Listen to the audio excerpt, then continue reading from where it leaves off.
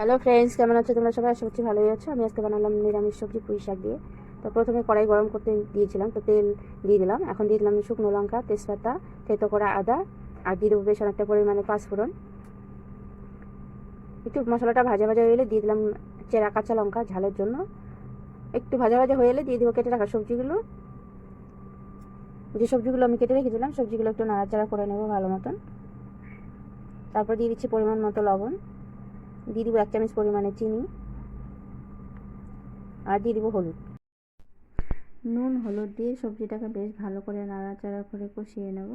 তো বেশ অনেকটা টাইম ধরে দেখো কষিয়ে নিয়েছি। এখন দিয়ে দিলাম আদা, জিরে আর পাকা শুকনো কাঁচা লঙ্কা যেটা আছে সেটা পেস্ট করে নিয়েছি। যেহেতু নিরামিষ বানাবো, তো নিরামিষ বানালে আদা লঙ্কা জিরে এর ছাড়া কিছু লাগে না।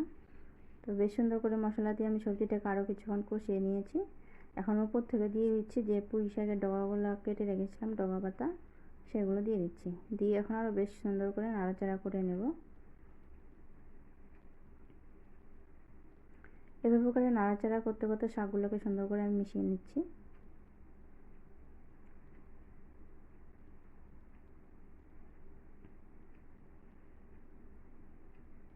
বেশ অনেকটা টাইম ধরে সুন্দর করে কষিয়ে নিয়েছি। আর পাতাগুলো দেখো খুব সহজেই মজে গেছে, যেহেতু লবণ দেওয়া আছে খুব তাড়াতাড়ি মজে যায়।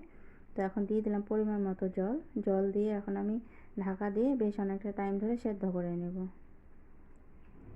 এতে করে যে আলু আছে আর বাদ বাকি সবজি আছে সবগুলো সেদ্ধ হয়ে যাবে। দেখো সবজিটা রেডি হয়ে গেছে, আর আলুগুলো সুন্দর সেদ্ধ হয়ে গেছে। এখন এর মধ্যে আমি দিয়ে দেবো উপর থেকে গরম মশলা।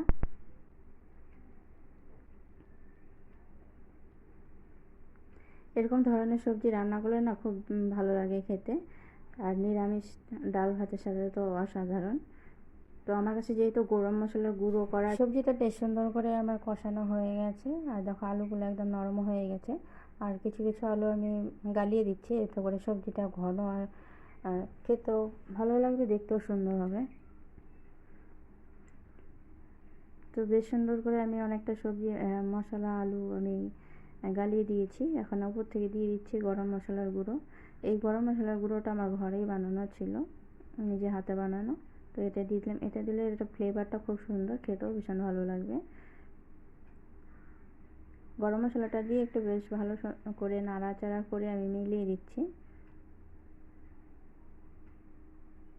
এখন সবজিটাকে আমি নামিয়ে নিয়েছি, দেখো কত সুন্দর হয়েছে, আর খেতেও ভীষণ ভালো হয়েছে। তোমরা একবার হলো বাড়িতে বানিয়ে খেয়ে দেখবে। তো আমার তো পুঁই শাক আগে ভালো লাগতো না, এখন বেশ ভালো লাগে খেতে। তো তখন নিরামিষ থালা আমি রেডি করে নিয়েছি। কেমন হয়েছে অবশ্যই জানাবে কিন্তু।